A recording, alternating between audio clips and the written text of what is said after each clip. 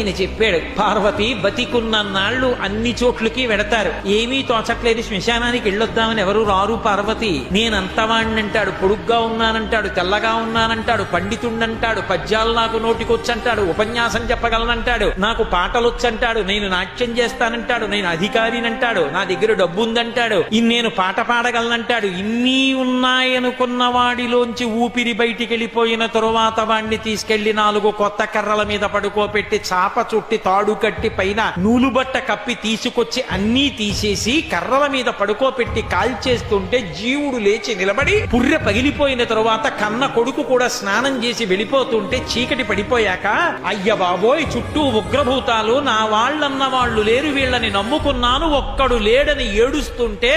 నేనున్నాను రా అని చెప్పడానికి నేను కూడా లేకపోతే చచ్చిన వాడు 1000 మాటలు చచ్చిపోతాడని అక్కడ ఉన్నాను పార్వతి, నా కర్మకాల అక్కడ లేనన్నాడు.